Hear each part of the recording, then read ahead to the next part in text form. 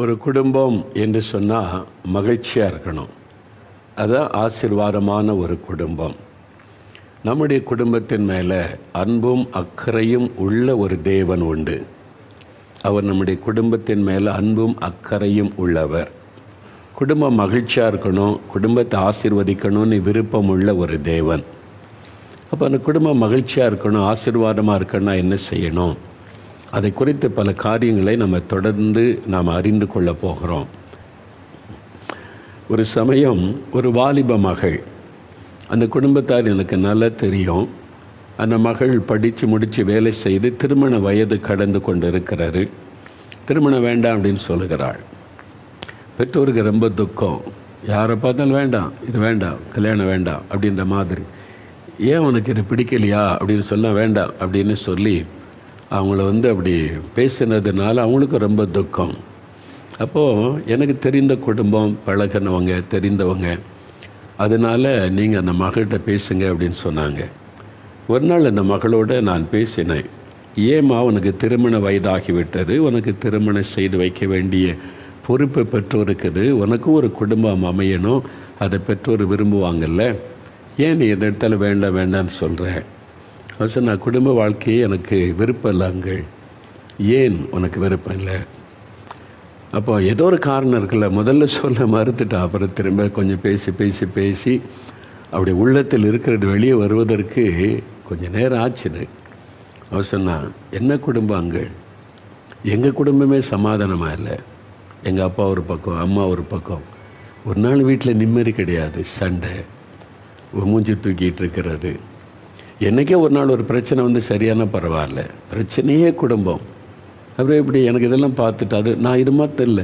சரி, ஒரு குடும்பம் அப்படி இருக்கும், ஏன் அப்படி நினைக்கிறேன் அப்படின்னு சொன்னால், இல்லை எனக்கு தெரிஞ்ச என் குடும்பம், எங்கள் உறவுகள், சொந்தக்காரங்க குடும்பத்தெல்லாம் பார்க்குறேன். ஒன்றுன்னா சொல்கிறா, இந்த குடும்பம், அந்த குடும்பம், அந்த குடும்பம் எல்லாத்தையும் நான் பார்த்துட்டேன். எல்லா குடும்பம் அப்படி தான். வெளியில் குடும்பமாக ஏதோ சந்தோஷமாக இருக்கிற மாதிரி நடிக்கிறாங்களே தவிர வீட்டுக்குள்ளே போனால் இல்லை, இதுதான் குடும்பமா, இப்படி தான் இருக்குமா குடும்பம், இப்படி ஒரு நிம்மதி இல்லாத ஒரு வாழ்க்கைக்கு எதுக்கு குடும்பம்? அதனால் எனக்கு இந்த குடும்ப வாழ்க்கையை வெறுத்து போச்சு அப்படின்னு சொன்னான். அப்போது இன்றைக்கு உள்ள தலைமுறையில் நிறைய பிள்ளைகளுடைய உள்ளம் காயப்பட்டு குடும்ப வாழ்க்கையை குறித்த ஒரு சந்தோஷமே இல்லாமல் நிறைய பேர் அப்பா அம்மா சொல்கிறாங்களே அப்படின்றதுக்காக திருமண வாழ்க்கைக்கு ஒத்துக்கொள்ளுகிறவங்க நிறைய பேர்.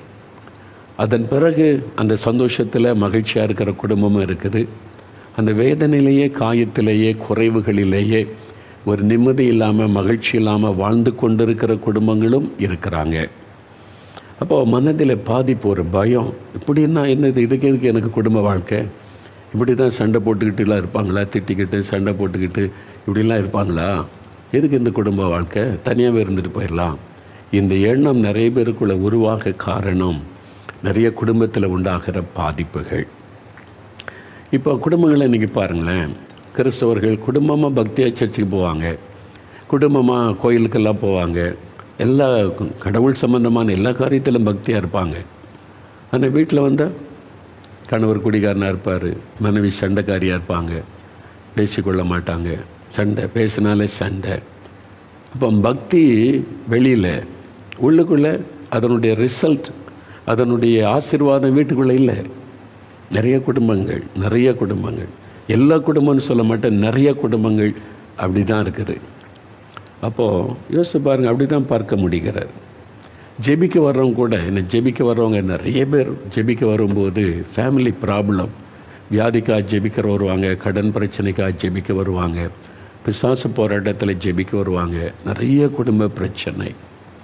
சில மனைவிமார்கள் கணவர் நேசிக்கிறதே இல்லை, அன்பு காட்டுவதே இல்லை, குடும்பத்தை கவனிக்கிறதும் இல்லை, என்னை பற்றியவருக்கு அக்கறையும் இல்லை, குடிச்சிட்டு பிரச்சனை. அது மாதிரி குடும்ப வாழ்க்கையை வெறுத்து போச்சு அப்படின்ற நிலைமையில் கண்ணீர் வடிக்கிற பெண்களையும் பார்க்க முடியுது. குடும்பப்படுத்துகிற கணவன்மார் இருக்கிறாங்க. சில கணவன்மார் கண்ணீர் வடிக்கிறாங்க.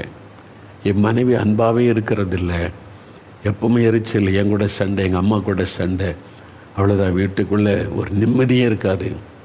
ஏன் வேலை முடிச்சுட்டு வீட்டுக்கு வர்றோன்னு இருக்கும், வேலை ஸ்தலத்திலே இருந்துடலான்னு போல தோணும், வீட்டுக்கு ஏன் வரணும்னு தோணும் அப்படின்னு சொல்கிற ஆண்கள். அப்புறம் எங்கள் மனைவி என்னை விட்டு பிரிஞ்சு போயிட்டாங்க, அம்மா வீட்டில் போய் இருந்து கொண்டா.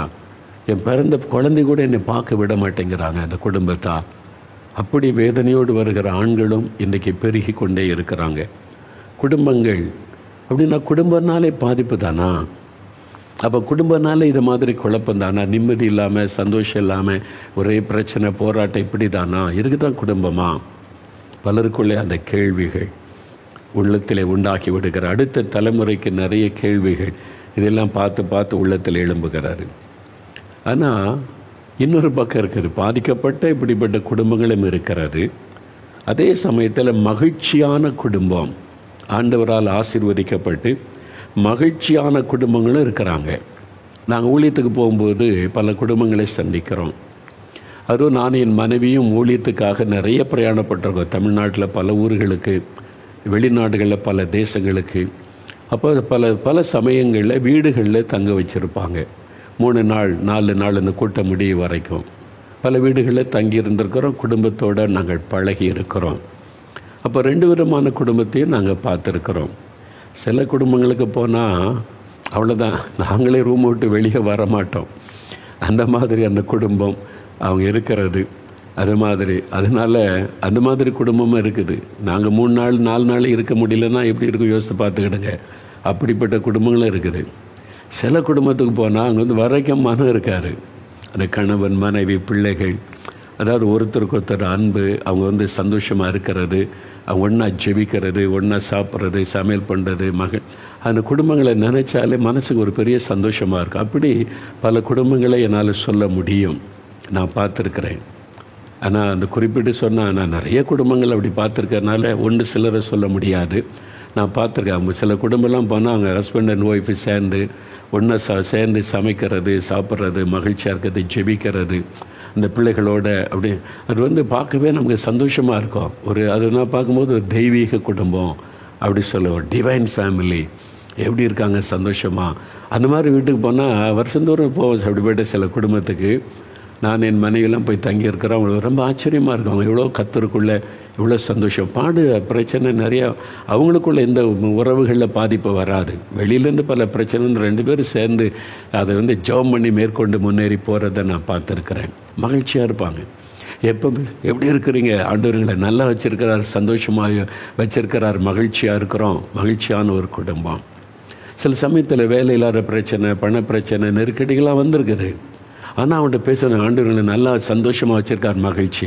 எந்தெந்த பிரச்சனையும் அவனுடைய உறவை பாதிக்காது. அந்த சந்தோஷம் அதான் இயேசு அந்த குடும்பத்தில் ஆளுகை செய்து அவங்கள நடத்துறதுனால அவங்களுக்குள்ளே உண்டான அந்த சந்தோஷத்தை நான் பார்த்துருக்கிறேன். ரொம்ப மகிழ்ச்சியாக இருக்கும் அந்த குடும்பத்தில். அது மாதிரி 2 விதமான குடும்பத்தையும் நான் பார்த்துருக்குறேன். ஏன்டா இந்த குடும்பத்தில் தங்கணும், எங்கேயாவது ஹோட்டல் ரூமில் கூட தங்கியிருக்கலாம் போல் அப்படின்னு தோன்ற குடும்பத்தையும் நாங்கள் பார்த்துருக்குறோம். ஐயோ இந்த குடும்பத்தை விட்டு போகிறக்கே மனம் இல்லை அப்படின்னு சொல்லி, அப்போ நாங்கள் அங்கே அந்த பட்டணத்துக்கு போனாலும் அந்த நாட்டுக்கு போனாலும் அந்த ஃபேமிலியில் நாங்கள் தங்கணும்னு ஆசையாக நாங்கள் தங்கிறோம்.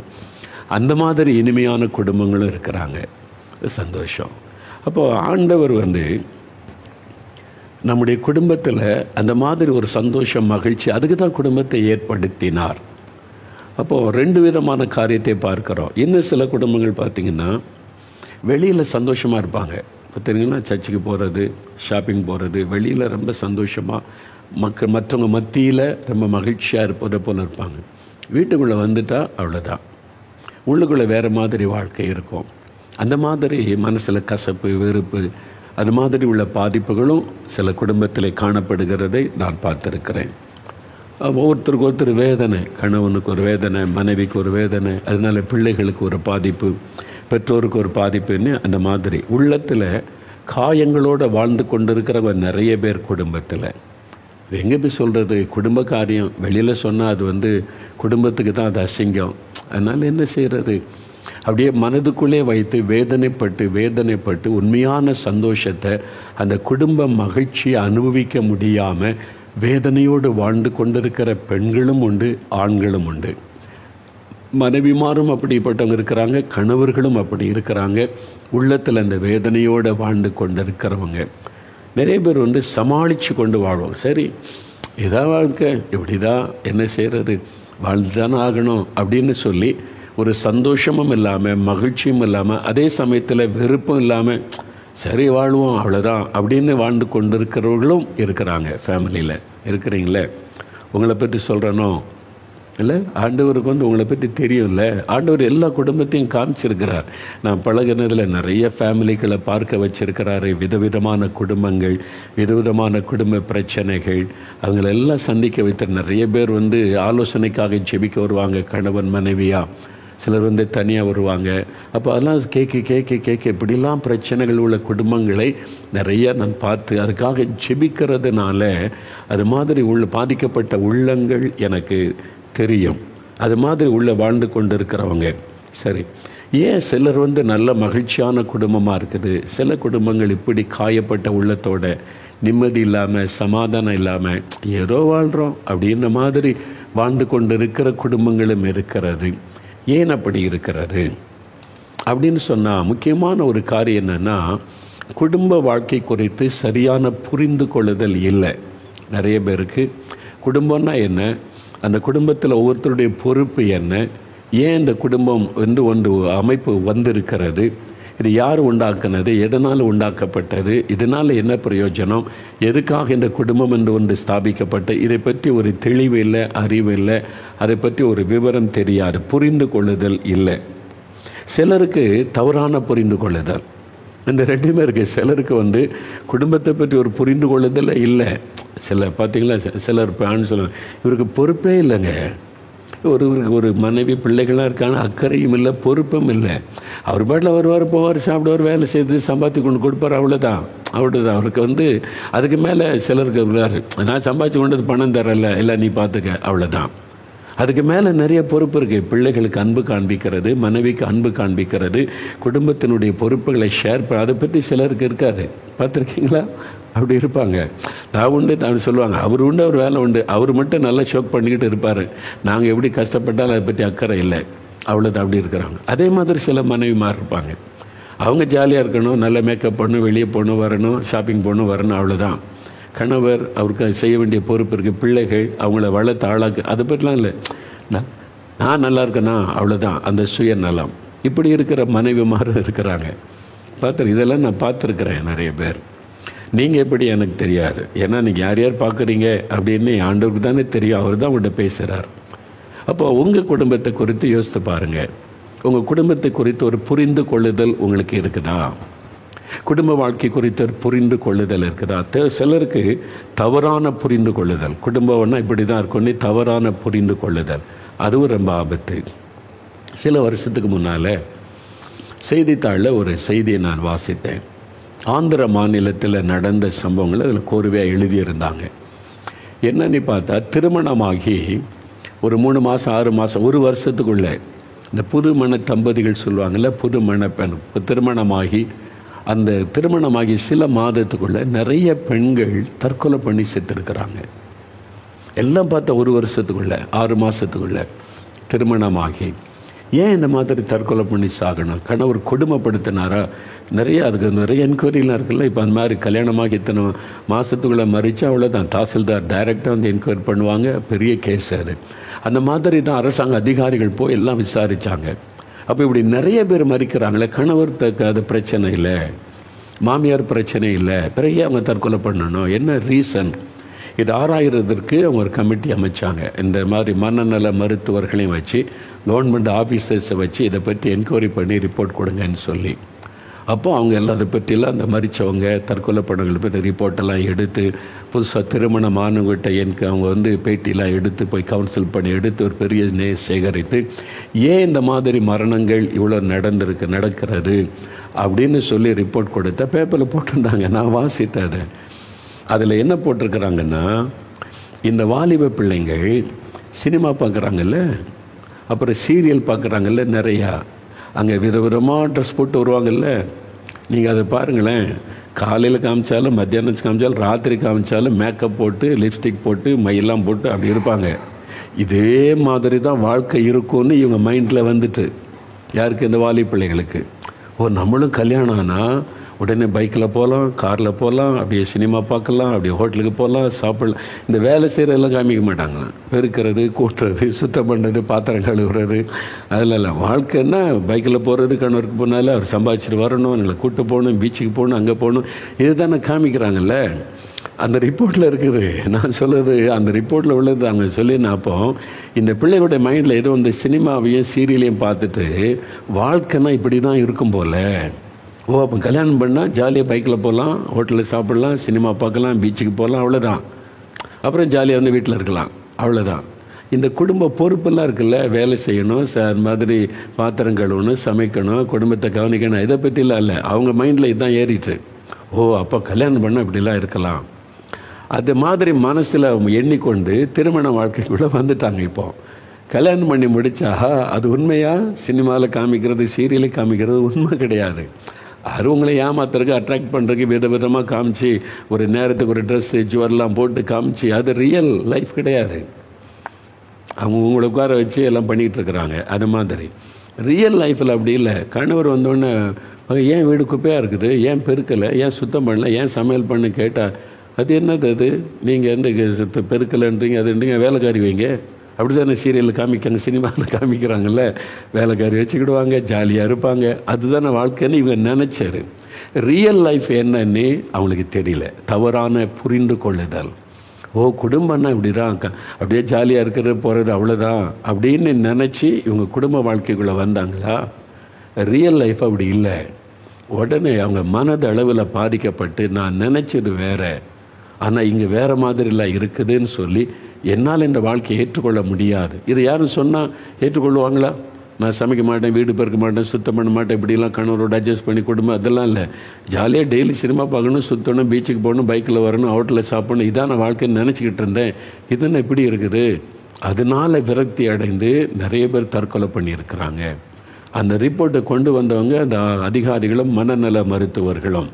அப்போ இதை குறித்து மக்களுக்கு விழிப்புணர்வு உண்டாக்கணும்னு அதெல்லாம் செய்தாங்கன்னு வைங்க. அப்போ என்ன அர்த்தம்? தவறான புரிந்து கொள்ளுதல்.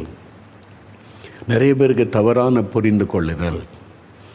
அதான் ஒருத்தர் ஒரு பேட்டியில் ஒரு கொஸ்டின் கேட்குறாங்க. கல்யாணத்துக்கு முன்னால், கல்யாணம் நிச்சயம் பண்ண பிறகு கல்யாணத்துக்கு இடையில சிலர் 3 மாதம் 6 மாதம் இடைவெளி இருக்கும்ல, அப்போ நிறைய ஃபோனில் பேசுவாங்க தெரியுமா? அப்போ ரொம்ப அன்பாக பேசுகிறது, கரிசனையாக பேசுகிறது, அதெல்லாம் இருக்குல்ல. அவள் பேசணும், ரொம்ப அன்பாக இருக்கார், ரொம்ப கரிசனையாக இருக்கார், என் மேலே ரொம்ப அக்கறை, அது மாதிரி ரொம்ப அப்படின்னு நினச்சிக்கிட்டே இருப்பாங்க. 6 மாதம் கழித்து கல்யாணம் ஆன பிறகு அதே மாதிரி எதிர்பார்ப்பாங்களா? கல்யாணம் ஆன பிறகு எப்படி பேசுவார்? அப்போ மேரேஜுக்கு ஆயத்தமாகிற, கல்யாணம் பண்ண போகிற ஒரு மனைவி இப்போ மனைவி ஆயிட்டாங்க. இப்போ அதே கணவர் என்ன சொல்கிறாரு? வீட்டுக்கு வந்தவொடனே ஏன் குப்பை கிடக்குது, ஏன் இந்த இதெல்லாம் சுத்தம் பண்ணலை, ஏன் அந்த கிச்சன் இப்படி அழுக்காக கிடக்குது, இதெல்லாம் நீட்டாக அடுக்கி வைக்க வேண்டியதான்னு பேசுகிறாரு. இப்போ பார்க்குறாங்க, இவர் என்ன மாறிட்டார். கல்யாணத்துக்கு முன்னால் வேறு மாதிரி பேசினார் ஃபோன்லலாம், அவர் மாறலை. இதுதான் உண்மை. லைஃப் அதுதான் உண்மை, யதார்த்தம் அதுதான். அதை நீங்கள் புரிந்து கொள்ளலை. நிறைய பெண்கள் புரிந்து கொள்றதில்லை. அவன் நிறைய கல்யாணத்துக்கு முன்னால் எப்படி பேசுனாங்களோ, மாமியார் சொல்லுவாங்க, மகளுமா அவனுக்கு அப்படின்னு அப்படியே போயிடுவாங்க. கல்யாணத்துக்கு அப்புறம் சொல்லுவாங்க, ஏன் இப்படி இருக்க, இப்போ சோம்பேறியா, காலையில் எழும்பி வேலை செய்ய, அப்படி தான் சொல்லுவாங்க. அதான் குடும்பம். இதை நிறைய பேர் புரிந்து கொள்ளாததுனால தான் நிறைய பிரச்சனை குடும்பத்தில். அப்போ குடும்பம்னா என்ன? அதில் ஒரு மனைவியனுடைய பொறுப்பு என்ன, கணவனுடைய உத்தரவாதம் என்ன? ஒவ்வொருத்தருக்கும் ஒவ்வொரு ரோல் ஆண்டவர் வச்சிருக்கிறார். ஒவ்வொருத்தரும் செய்ய வேண்டிய ரோல் இருக்குது, பொறுப்புகள், கடமைகள். அதை நம்ம புரிந்து கொள்ள வேண்டும். உண்மையான குடும்பம், உண்மையாக நேச்சுரலாக நம்ம வாழ்க்கையில் யதார்த்தம் என்ன, இதை புரிந்து கொள்ளாமலேயே தவறான கான்செப்ட் மனசில் நிறைய பேர் ஏற்றிக்கொள்கிறாங்க. சிலருடைய வாழ்க்கையை பார்க்குறாங்க, அவங்க கூட வேலை பார்க்குறவங்க, படிக்க நான் இப்படி தான் இருப்பேன். ஒவ்வொரு குடும்ப வித்தியாசம்.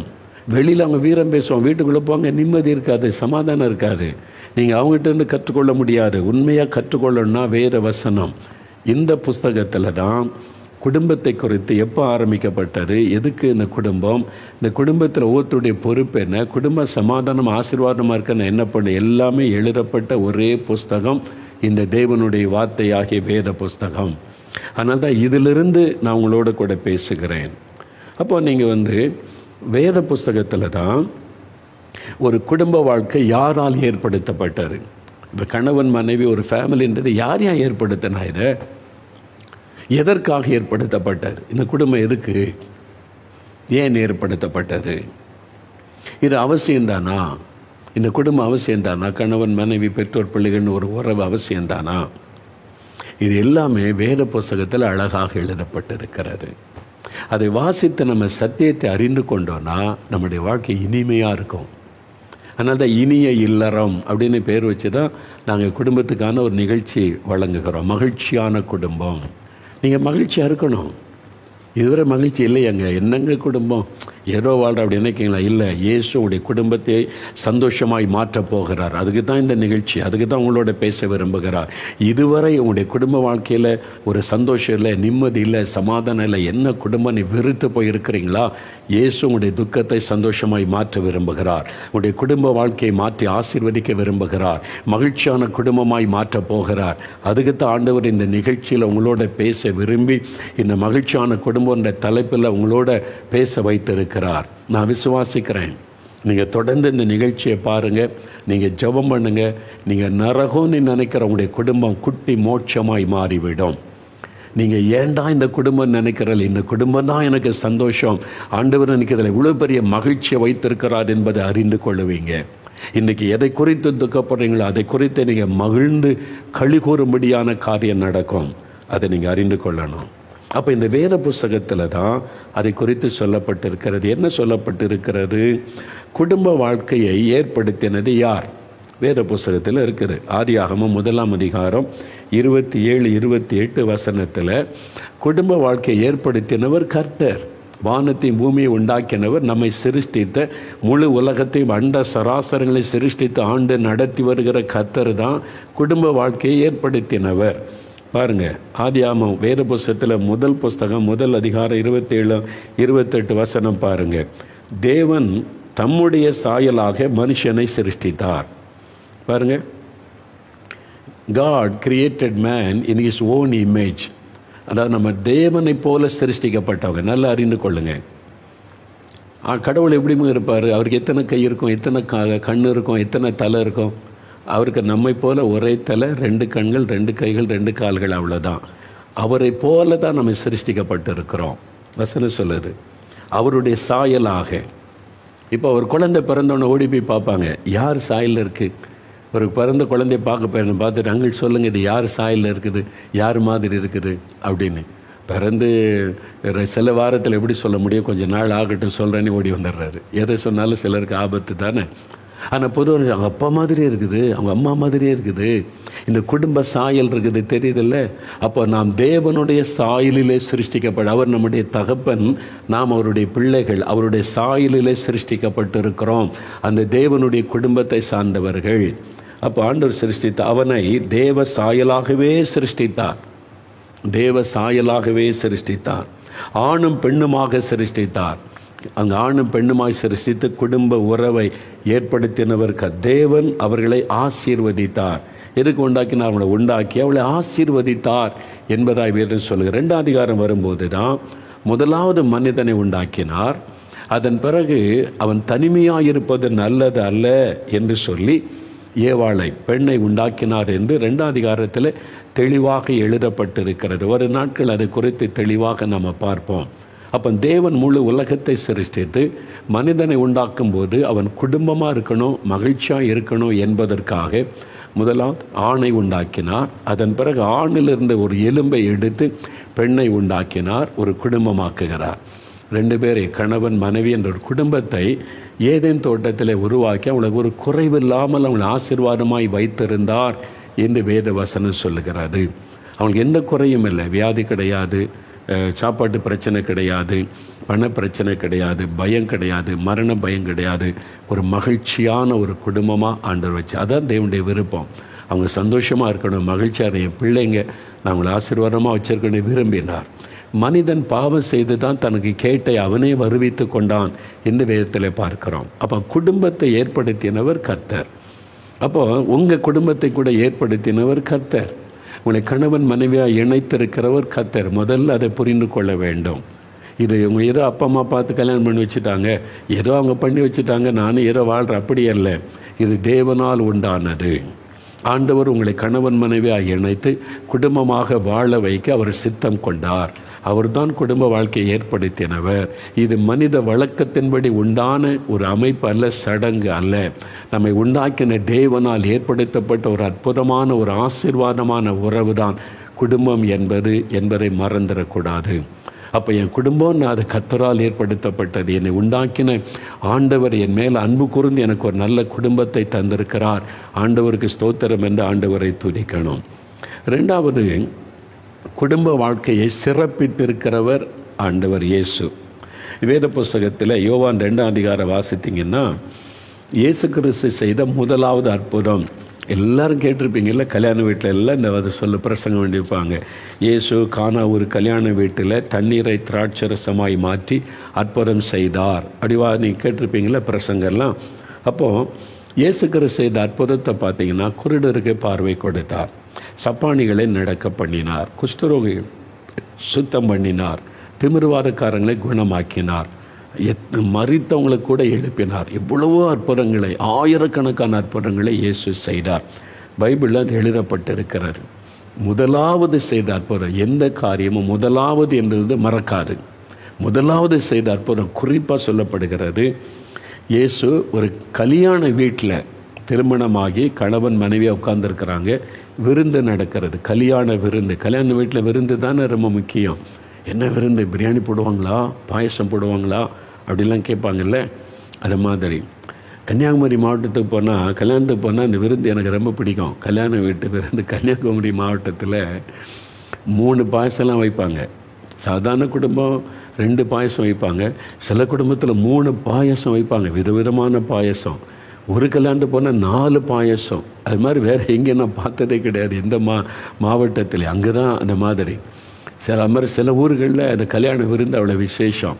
அந்த குடும்பத்துக்கு இல்லை, அந்த ஃபேமிலிக்கு எனக்கு ஒரு பெரிய சந்தோஷம். திருமணம் என்பது ஒரு பெரிய மகிழ்ச்சி. விருந்து, சொந்தங்கள், உறவுகள், நண்பர்கள் வருவது ஒரு பெரிய மகிழ்ச்சி. அந்த பிள்ளை அவங்கள ஆசீர்வதிக்கணும், வாழ்த்தணும், அவங்க ஆசீர்வாதமாக இருக்கணும் என்பதற்காக வைக்கிறது. அதனால தான் அந்த வாழ்த்துலாம் வைக்கிறாங்க. அதே மாதிரி ஒரு கல்யாண வீடு கானா ஊரில், அது இயேசு கிறிஸ்துவனுடைய தாயாரும் அங்கே இருந்தாங்க. அவங்க சொந்தக்காரங்கன்றாங்க. இயேசுடைய தாயாருடைய உறவு முறையாக இருந்திருக்கணும். அதனால தான் இயேசுடைய தாய் அங்கே இருக்கிறாங்க. அந்த கல்யாணத்துக்கு இயேசு கிறிஸ்துவும் போயிருக்கிறார். அங்கே திராட்சரசம் ரொம்ப முக்கியம் கல்யாண வீட்டில். அது குறைவுபட்டு விட்டார். அப்போ ஒரு கல்யாண விருந்தில் திராட்சரசம் குறைவுபட்டால் வாழ்நாள் முழுதும் அவங்களுக்கு அது பாதிப்பை உண்டாக்கும். அந்த மணமகனுக்கும் மணமகளுக்கும் நம்ம கல்யாணத்தில் இப்படி திராட்சரசம் எல்லாம் போச்சே, எல்லாரும் துக்கப்பட்டு போயிருக்காங்க, இந்த குறைய பேசுகிறாங்க. எத்தனை வருஷம் நான் கல்யாணத்துக்கு வந்துருந்தேன், எல்லாம் நல்லா இருந்துச்சு, கடைசியில் திராட்சரசம் தான் இல்லை உன் கல்யாணத்தில். 10 வருஷம் தானே பேசுவாங்க. இது நம்முடைய மனசை பாதிக்குமே. ஆண்டவர் பாருங்கள், அந்த பிள்ளைகளுடைய வாழ்க்கை நல்லா இருக்கணும். அவங்க வாழ்க்கையில் ஒரு குறைவோடு அவங்களுடைய வாழ்க்கை ஆரம்பிக்கக்கூடாது. வாழ்நாள் முழுவதும் அது குறைவாகிவிடும். அதனால் குறைவே இருக்கக்கூடாதுன்னு குறைவை நிறைவாக்குகிற ஒரு அற்புதம் செய்கிறார். கல்யாண வீட்டில் தான் முதல் அற்புதம் இயேசு. அவர் முதல் அற்புதமாக ஒரு தொழுநோயாளியை குணமாக்கியிருக்கலாம், ஒரு மரித்தோரை எழுப்பியிருக்கலாம். முதல் அற்புதம் குடும்பத்தில், ஒரு வீட்டில், கல்யாண வீட்டில் அதுவும் குறைவை நிறைவாக்கி மகிழ பண்ணினார். அந்த வீட்டாருக்கு எப்படி இருந்திருக்கும்? அந்த குடும்பத்தார் தாய் தாப்பெல்லாம் இயேசுடைய கையை பிடிச்சு அவருக்கு நன்றி சொல்லியிருப்பாங்க. எங்களை எங்கள் குடும்பத்தையே நீங்கள் சந்தோஷப்படுத்திட்டீங்க. அதை தெரிஞ்ச உடனே அந்த மணமகளும் மணமகனும் இயேசுக்கு எப்படி நன்றி சொல்லியிருப்பாங்க. ஆண்டவரே, எங்கள் வாழ்க்கையில் குறைவே இல்லாமல் எங்களை நீங்கள் அந்த முதல் நாளிலேயே எங்கள் குடும்ப வாழ்க்கையில் குறை வராமல் நிறைவாக்கிட்டீங்களே, நன்றின்னு இயேசுக்கு எவ்வளோ நன்றி சொல்லியிருப்பாங்க. யோசித்து பாருங்க. அப்போ ஆண்டவர் குடும்ப வாழ்க்கையை சிறப்பித்து இருக்கிறார். குடும்ப வாழ்க்கை முக்கியம், அது சந்தோஷமாக இருக்கணும், சமாதானமாக இருக்கணும், அங்கே குறைவுகள் வந்துடக்கூடாது என்று. ஆனால் இன்றைக்கி உங்கள் குடும்ப வாழ்க்கையில் குறைவா?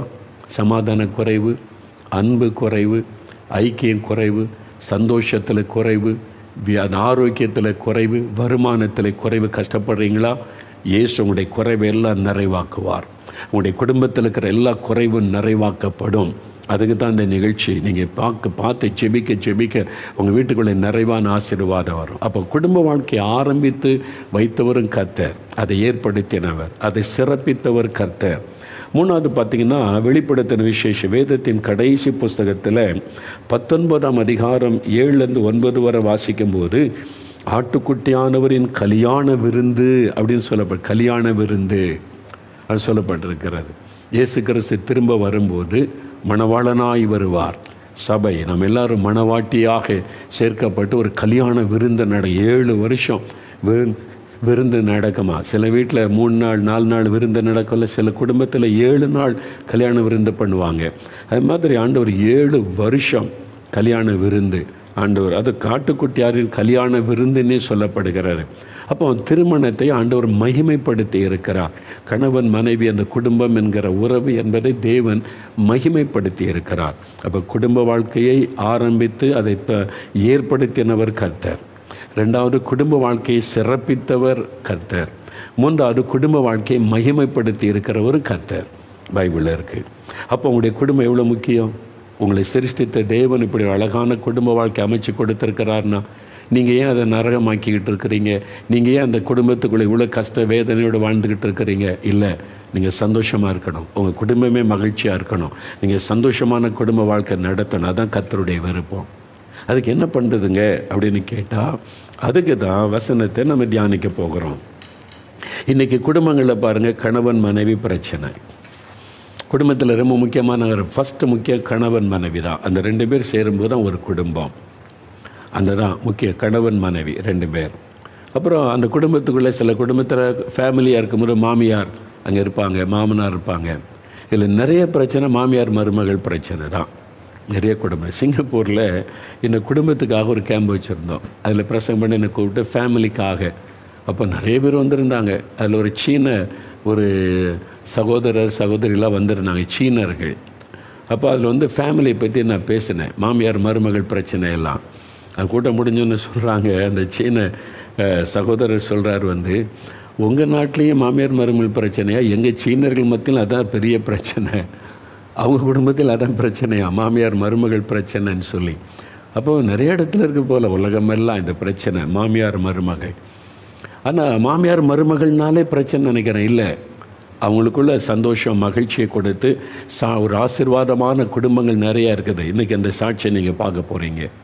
அப்புறம் பெற்றோர் பிள்ளைகள் பிறந்து வந்தோடனே பேரண்ட்ஸ் பிள்ளைகள், அவங்க சின்ன பிள்ளைகள் வளர்ந்து டீனேஜ் காலேஜ் போகும்போது அதில் நிறையா பெற்றோர் பிள்ளைகள் உறவுகள் பாதிக்கப்படுது, உரசல்கள் வருது. அதனால் பிள்ளைகளை குறித்த துக்கம், பிள்ளைகளுக்கு பெற்றோரை குறித்த துக்கம். இது மாதிரி குடும்பத்தில், உங்கள் குடும்பத்தில் அப்படி இருக்கா பிரச்சனை? கணவன் மனைவி உரசல் பிரச்சனை, அதனால் என்னையா வாழ்க்கை வெறுத்து போயிட்டீங்களா? அல்லது மாமியார் மருமகள் ஒரே சண்டையாக இருக்குது, என்ன குடும்பம் அப்படின்னு வெறுத்து போயிட்டீங்களா? பெற்றோர் பிள்ளைகள் உரசல் இருக்குது என்ன அப்படின்னு கலங்குறீங்களா? எல்லா பிரச்சனைகளையும் மாற்றி உங்களுடைய குடும்பத்தை ஒரு குட்டி மோட்சமாய் மாற்ற இயேசு வல்லமை உள்ளவர். அதான் நான் சொல்ல நற்செய்தி. உங்கள் குடும்பம் மகிழ்ச்சியான குடும்பமாக மாறும், ஒரு குட்டி மோட்சமாய் மாறும். நீங்கள் நரகம்னு நினைக்கிறதை மோட்சமாய் மாற்ற இயேசு வல்லமை உள்ளவர். அதனால் தான் பைபிளில் பார்க்கும்போது அவர் நிறைய வீடுகளுக்கு இயேசு போனார், குடும்பங்களோட தொடர்பு வச்சு அவங்கள போய் பிளஸ் பண்ணினார். பெத்தானியாவில் லாசருவின் குடும்பம், கப்பர்நகமில் யவீருவின் கூட வீட்டுக்கு ஆண்டவர் போனார். அது மாதிரி ஒரு பரிசேயனை அழைத்த போகிற வீட்டுக்கு விருந்துக்கு போனார். இயேசு நிறைய குடும்பங்களை விசிட் பண்ணி அவங்களோட பேசின சம்பவம் பைபிளில் இருக்குது. நம்முடைய வாழ்க்கையோடு ஒன்றித்தவர் இயேசு கிறிஸ்து, நம்முடைய குடும்பத்தோடு ஒன்றித்தவர். அவர் கற்பனை கடவுள் அல்ல. அவர் என்னைக்கு அப்படி இருந்தாங்க இப்படி இருந்தாங்க ஐதீகம் போய் அப்படிலாம் கிடையாது. லைஃப், நம்முடைய ரியல் லைஃப்பில் நம்முடைய வாழ்க்கையோடு ஒன்றித்தவர் இயேசு கிறிஸ்து. நம்முடைய குடும்ப வாழ்க்கையில் நம்முடைய கூட ஒன்றித்தவர், எல்லாவற்றிலும் நம்ம கூட இந்த உதவி செய்கிறவர் இயேசு. பாருங்கள், இந்த மாதிரி மாமியார் மருமகளை பார்த்து நிறைய பேர் ஆச்சரியப்படுறீங்களா? ரொம்ப சந்தோஷம். ஆண்டவர் எவ்வளோ அழகாய் 12 வருஷத்தில் ஒரு நாள் கூட மாமியார் மருமகள் உரசல் வந்ததில்லை, வருத்தம் வந்ததில்லை, கசப்பு வந்ததில்லை, சண்டை வந்ததில்லை. அப்போ அந்த குடும்பம் எப்படி இருக்கும்? கணவர் சொல்ல, எங்கள் அம்மாவும் எங்கள் மனைவி அவ்வளோ ஒற்றுமையாக அன்பாக ஃப்ரெண்டாக இருக்கிறாங்க, அதனால் கணவருக்கு ஒரு பெரிய சந்தோஷம். இந்த மாமியார் மருமகள் சண்டை போட்டால் தலை உருள்றது யாருக்கு? கணவருக்கு தான். என்ன, யாருக்கு அம்மாவுக்கு பேசுகிறதா மனைவிக்கு பேசுகிறதா? பெரிய கஷ்டம். ஆனால் இங்கே மாமியார் மருமகளும் பாருங்கள் என்ன சொன்னார், எனக்கு ஒரு மகள். அதனால தான் மருமகள், அந்த வார்த்தையை கவனிங்க. மருமகள்னால் இன்னொரு மகள். ஒரு மகள் உங்கள் வீட்டிலேருந்து போயிட்டீங்கன்னா ஒரு மகள் உங்கள் வீட்டுக்கு வர்றாங்க. ஒருவேளை சொந்த மகள் இல்லாட்ட உங்கள் வீட்டுக்கு ஒரு மகள் வருகிறாள். அப்படி தான் நீங்கள் நேசிக்கணும். சொந்த மகளாக நேசிச்சிட்டிங்கன்னா பண்ணார். அதே மாதிரி இந்த மாமியார் அவங்கள ஒரு தாயாக நேசிக்கணும். அந்த மகள் சொன்னாங்களே, அவங்க அம்மா சொல்லி அனுப்பியிருக்காங்க பாருங்கள். ஒவ்வொரு பெற்றோரும் உங்கள் பிள்ளைகளுக்கு திருமணம் செய்து புருஷன் வீட்டுக்கு அனுப்பும்போது இந்த நல்ல ஆலோசனை கொடுத்து அனுப்பணும். நான் என்ன சொல்ல அனுப்பினாங்க பார்த்தீங்களா? அவங்க தான் உன்னுடைய தாய், அதுதான் உன் குடும்பம். நீ வர்றதா இருந்தால் கணவனோடு தான் வீட்டுக்கு வரணும், தனியாக வரக்கூடாது. அந்த மாதிரி நல்ல ஆலோசனை இன்றைக்கி இப்படி சொல்லக்கூடிய பெற்றோர் எத்தனை பேர் யோசித்து பாருங்கள். இன்றைக்கி சில பெற்றோர் செல்ஃபோனை வாங்கி கொடுத்து அனுப்புகிறாரு மகள்கிட்ட, அவங்க பேரில் நீ எப்போ வேணாலும் என்கிட்ட பேசிக்கிட்டே இரு, அங்கேருந்து என்ன நடக்குன்னு சொல்லிக்கிட்டே இரு அப்படின்னு சொல்லி பிள்ளைகளுடைய குடும்ப வாழ்க்கையை கெடுக்கிறதே நிறைய பேரண்ட்ஸு தான். அவங்கள விட்டால் நல்லா அழகாக வாழ்வாங்க, சந்தோஷமாக குடும்பத்தை கட்டி எழுப்பிடுவாங்க. ஆனால் நிறைய கெடுக்கிறதே சில பெற்றோர். ரொம்ப அன்பை காட்டுறேன்னு சொல்லி செல்ஃபோனை கொடுத்து காலையில் பேசு, மத்தியானம் பேசு, சாயங்காலம் பேசு. உங்ககிட்டே செல்ஃபோனில் பேசிக்கிட்டால் புருஷன் எப்போ பேசுவாங்க, மாமியார் கூட எப்போ பேசுவாங்க, குடும்பத்தை எப்படி கட்டி எழுப்புவாங்க? நிறைய பெற்றோர் தான் காரணம். அதுவும் ஜெபிக்கிற பெற்றோர் குடும்பத்தை உடைக்கிறதுக்கு காரணமாக இருக்கிறீங்க. மனம் திரும்பி ஒப்பு கொடுங்க. இந்த மாதிரி அழகான குடும்பம் உங்கள் பிள்ளைகள் மூலமாக உருவாகணும். அதை விட்டு நீங்கள் விதண்டாவாதெல்லாம் பேசாதங்க. இல்லை இவங்களுக்கு இப்படி அமைஞ்சிருக்கு, அப்படி கிடையாது. நீங்கள் ஒப்பு கொடுத்து சரியாக ஜெபம் பண்ணால் எல்லாருக்குமே அழகான ஒரு வாழ்க்கையை கர்த்தர் அமைத்து கொடுக்க அவர் ஆயத்தமாக இருக்கிறார். முதல்ல உங்களை ஒப்பு கொடுங்க, உங்களுக்கு உங்கள் மாமியாருடைய குணத்தை மாற்றி அழகாக்கி தருவார். அல்ல மாமியார் நீங்கள் ஒப்பு கொடுங்க, உங்களுடைய மருமகளை மாற்றி கர்த்தர் அழகாக உங்களுக்கு அமைத்து தருவார். அதனால் ஒருத்தருக்கு ஒருத்தர் குறை சொல்லாதபடி அவர்களுடைய உத்தரவாதம் வேதத்தில் இருக்கிற மாமியார்னா எப்படி இருக்கணும், ஒரு மருமகள்னா எப்படி இருக்கணும், எல்லாருக்குமே இந்த பைபிளில் ஆலோசனை சொல்லி இருக்கிறது. நம்ம வருகிற நாட்களில் இதைத்தான் தியானிக்க போகிறோம். அவங்க என்ன சொல்கிறாங்க பார்த்தீங்களா? அந்த மருமகள் சொல்லும்போது நாங்கள் விட்டு கொடுக்குறோம். என் மாமியார் விட்டு கொடுப்பாங்க, நான் விட்டு கொடுக்குறேன். ரெண்டு பேருமே ஒருத்தருக்கு ஒருத்தர் விட்டு கொடுக்குறார். நான் ஏன் விட்டு கொடுக்கணும், அவள் விட்டு கொடுக்க வேண்டியது தானே? அப்படி பேசாதங்க. அவங்க ஒரு வாழ வந்த ஒரு மகள், வயசு குறை, அனுபவம் இல்லை. நீங்கள் பெரியவங்க விட்டு கொடுத்துட்டா அந்த மகள் ஒரு நாள் அதை உணர்ந்து கொள்ளுவாங்கல்ல. அல்லது நீங்கள் அவங்க மாமியார் தான் பிடிவாதமாக இருக்காங்க, ஒரு தாய்க்கு நீங்கள் விட்டு கொடுப்பீங்களா? அது மாதிரி விட்டு கொடுத்துருங்க. பாருங்க, அவங்க சொல்கிறாங்க ஒரு நாள் என்னை குற்றப்படுத்த மாட்டாங்க. மாமியார் என்னை குற்றப்படுத்தவே மாட்டாங்க. எங்கே போகிற, எதுக்கு போகிற, என்கிட்ட கேட்காம போகிற வர்ற, இஷ்டப்பட்டு இப்போ செய்கிற, குற்றப்படுத்த மாட்டாங்க, குறை சொல்ல மாட்டாங்க. அதாவது எப்போ அவங்க கல்யாணம் ஆகிட்டோ அந்த கணவன் மனைவி அவங்க தான் ஃபேமிலி. நீங்கள் அவங்கள்ட்ட போய் அதிகாரம் செலுத்தாதுங்க. நீங்கள் ஃப்ரீயாக இருங்க, ஜெபம் பண்ணுங்க, ரெண்டு பேரும் சந்தோஷமாக இருங்க, நீங்கள் மகிழ்ச்சியாக போங்க வாங்க அப்படின்னு வாழ்த்துங்க. அதை விட்டுட்டு எங்கே போகிற உட்கார்ந்தாலும் என்கிட்ட சொல்லணும், எழுந்தாலும் சொல்லணும், ஏன்ட்டு சொல்லாமல் அங்கே போகக்கூடாது, இங்கே போகக்கூடாது, இந்த மாதிரி நீங்கள் செயல்படக்கூடாது. அது ஒரு ஆவி, அது கண்ட்ரோலிங் ஸ்பிரிட். அதை துரைத்தனம் பண்ணுகிற ஆவின்னு பின்னால் நம்ம தியானிக்கும் போது உங்களுக்கு வசனத்திலேருந்து சொல்கிறேன். அது பின்னால் இப்போது ஒரு ஆவி கண்ட்ரோல் பண்ணேன்னு, அதுதான் நிறைய குடும்பத்தை சீரழிக்கிற ஒரு பிசாசின் கிரியை. ரட்சிக்கப்பட்டவங்களுக்கு கூட அந்த ஆவி கிரியை செய்யுது. அது உண்மை. அதெல்லாம் நீங்கள் அறிந்து கொள்ளணும். ஒரு குடும்பம்னா இப்படி பாருங்கள், எவ்வளோ சந்தோஷமாக சொல்கிறாங்கல்ல, ஃப்ரெண்டாக இருக்காங்க பாருங்கள், பக்கத்து வீட்டாரே சொல்கிறாங்க, அது மாதிரி சாட்சி இருக்கணும். என்ன அவங்க மாமியார் மருமகளை எவ்வளோ ஃப்ரெண்ட்லியாக இருக்கிறாங்க, ஃப்ரெண்டாக இருக்கிறாங்க அப்படின்னு சொல்லி. அதுதான் ஆண்டவர் விரும்புகிற குடும்பம், இந்த மாதிரி குடும்ப வாழ்க்கை. அது பாருங்கள், மாமியார் மருமகளை சேர்ந்து பைபிள் வாசிக்கிறாங்க, பைபிளை தியானிக்கிறாங்க. அது காரணம் பார்த்தீங்கன்னா அவங்க சொன்னது ஜெபம், வேத வசனம், இந்த ரெண்டு ஸ்ட்ராங்காக இருந்தீங்கன்னா அவங்க சொல்கிறாங்க பாருங்கள், சாத்தானுக்கு இடம் இல்லை. நானும் என் மருமகளையும் சேர்ந்து பைபிள் வாசிக்கிறோம், டெய்லி 2 வேளை ஜெபம் பண்ணுறேன், சாத்தானுக்கு உள்ள வர இடம் இல்லை. நீங்கள் இடம் கொடுக்காருங்க. அதுதான் புரிந்து கொள்ளுங்க. பிசாசுக்கு இடம் கொடுத்தா தான் அவங்க வாழ்க்கைக்குள்ளே வருவான், குடும்ப சமாதானத்தை கெடுப்பான். நீங்கள் ஏன் இடம் கொடுக்குறீங்க? இடம் கொடுக்காதபடி இயேசுக்கு இடம் கொடுங்க. அவர் தான் குடும்ப வாழ்க்கையை ஸ்தாபித்தவர், அவர் தான் குடும்ப தலைவர், அவர் தான் உங்களை வாழ வைக்கிறவர். அவருக்கு இடம் கொடுத்துட்டிங்கன்னா சாத்தானுக்கு உள்ள இடமில்லாமல் நீங்கள் பார்த்துக்கிட்டாலே குடும்ப வாழ்க்கை நல்லாயிருக்கும். அப்போ இதுதான் நீங்கள் இவங்க சொன்னதெல்லாம் கவனிங்க. அதாவது திரும்ப உங்களுக்கு ஞாபகப்படுத்துகிறேன். அந்த மகள் சொன்னாங்க பாருங்கள், ஒரு வேதவசன, குமாரத்தியை கேள், உன் தகப்பன் வீட்டை மறந்து விடு.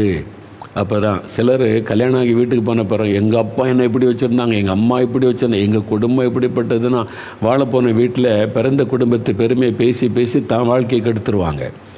ஆண்டவர் சொல்ல, அதை மறந்துடு, அது முடிஞ்சு போனது. இப்போ இதுதான் உன் குடும்பம், இனிமேல் லைஃப் லாங்காக இதுதான் உன் குடும்பம், சாக வரைக்கும் அது தற்காலிக குடும்பம். உங்கள் அப்பா அம்மா அந்த குடும்ப பெண்களுக்கு தற்காலிகம்.